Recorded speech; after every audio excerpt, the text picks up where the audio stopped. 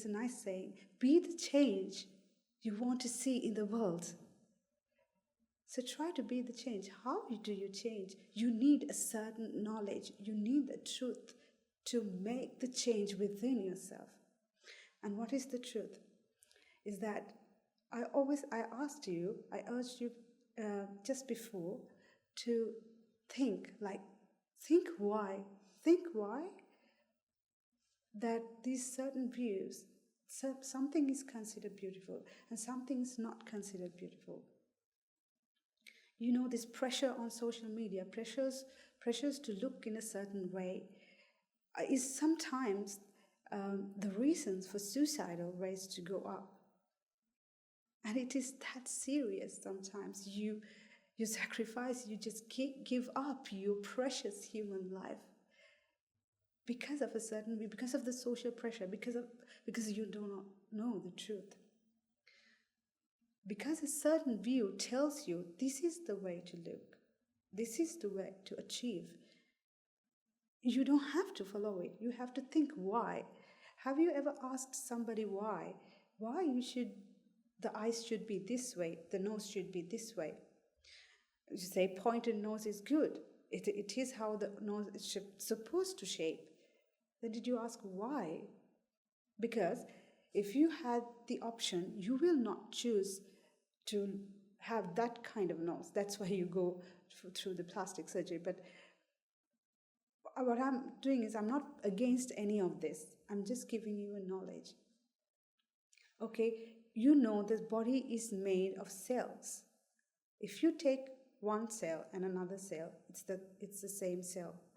But when these are aligned, billions and billions of these aligned together, and it creates a different effects. So same thing in different configurations gives different kind of faces or bodies. There's nothing wrong with it. That one thing is better than the other. We cannot say that. It's only because of baseless views you tend to believe in that. Right? It's all related to, it's all based on sometimes, beauty is an industry. It's $1 billion industry. And they keep on pumping different trends, different views every single day, every year. The fashions changes. They will tell you this is the best way to look. And then when you believe it, if you take that as a senseful and joyful, and it can give you happiness, then what happens when the mind believes that? There is a vexation created in the mind. There's a need or a lacking created in the mind. So the mind cannot stay in a vexation or an urge, expectation mode. It has to achieve it somehow. It's a vexatious mind. So you go extra lengths, you sometimes go extra mile to achieve that. But you think that is intrinsic for that achievement. You think that it's intrinsic to the double lids, or you think it's intrinsic in the pointed nose. No. It's not intrinsic to any of that. It is just a mind gets vexed and there's a release from vexation. What actually happens when somebody gives you a view, when the mind believes that it can give happiness, there is a wanting created in the mind to achieve that, isn't it? So wanting or expectation is not a status of mind that the mind can bear. Now think about a situation that you want to feel, you feel an urge, expectation or wanting. It's not a very comfortable feeling, isn't it? You want to somehow get rid of that discomfort, and you think you can achieve it from gaining what you desire for, or what you urge for, or what you want. But the truth is, no matter how many times you get it, you cannot be content with it. Now suppose you got an eyelid surgery done, or some kind of thing done, you you paint your face with makeup, and how long it's going to last? There will always be again another view, or there's always be, okay, if I adjust this, then I would look even better, even better, even better. So that's, these things become an addiction to people sometimes, because why they cannot be completely satisfied with any of these, because it's not there. That cannot help you have the peace in mind. Think about a situation that let the world run as they would, but your mind is peaceful no matter what happens. Nothing can take away your peace. Nothing can shake your happiness. Nothing can make you feel inferior because of looks. That happens in your mind, and it's not by changing the outside world or pointing the finger to the society. No, let the world run the way that is, because that's how a world will run. They will give you views and make you vex and make you want things, and then they take the money out of your pocket, and you give money for making you vexed, and also for their products, and you give a tip as well at the end, and finally you feel peaceful for a modicum of time. That is the fallacy that you've been living. That is the bitter truth that we have fallen into.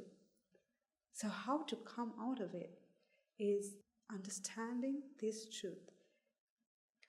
Why I'm telling this to you is because I have been in that trap for so long. I know how it feels. I know how it is to feel insecure. I know no matter how much you try to look better, there's always comparison going on. You can never be satisfied. You can pretend, but can you say 100% confidently that you are okay the way you are? You cannot say it. At least that is how I felt, and the people around me, the friends that I associated, they always was in the run to achieve that something. It could be looks. If you're not good in looks, then you will try to achieve in other ways, maybe from the body or maybe from the knowledge. Somehow or other, you try to feel this, that emptiness, that dissatisfaction, that inability to achieve the contentment. This is the truth of the world. This is what people are running after. Don't fall into the traps of social media or the idols say. It's not that I'm against any of this. I'm not asking everybody to stop doing what they're doing. No, if there are at least few people who have, who come across this, it could be just one person or two persons. It doesn't matter. There is a way to come out of it. That's what I'm saying. Because I'm a living, breathing proof of that. And the people around me, the best thing that the teachers gave me was this knowledge. And also they gave me people like who follow this knowledge, this truth, and try to implement it, try to incorporate it into their lives. And in the place that I stay today, nobody judges no one based on looks. They always focus on better things, like comprehending the truth, continuously comprehending the truth. And they appreciate each other for all the good qualities that they have. They appreciate each other for who they are, and they try to do the best to the world with what they have. And we encourage each other. This is the place that that I live in, that I come from. I live with hundreds of ladies just like me and you, and we never ever had any problem related, or we never ever felt inferior because of looks. That's a past that's kind of forgotten, because we all know this truth. We know that the body is nothing, but it's an alignment of cells, and there's nothing wrong with that. It's always perfect. the way that we are. We understand that. But I couldn't do that while I was in the outside world. But I was trying to engage this knowledge. I was trying to incorporate this knowledge. If I can do it, and if the people around me can do it, you can do it too, and feel confident and be relaxed and be happy with who you are. I'm not asking you not to look the part when you're going to a place, not to look completely odd.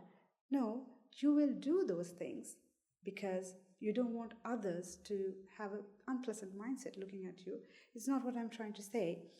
But your inner peace, no matter what you do and say, your inner peace should be maintained.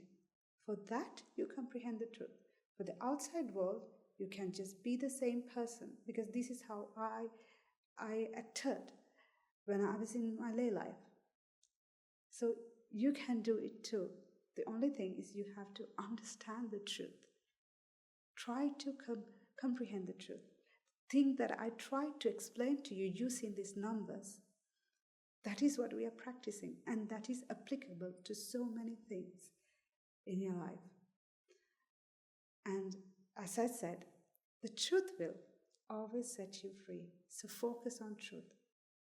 No matter what good thing that you do, always make a determination that may these good deeds help me to find the truth, to completely comprehend the truth.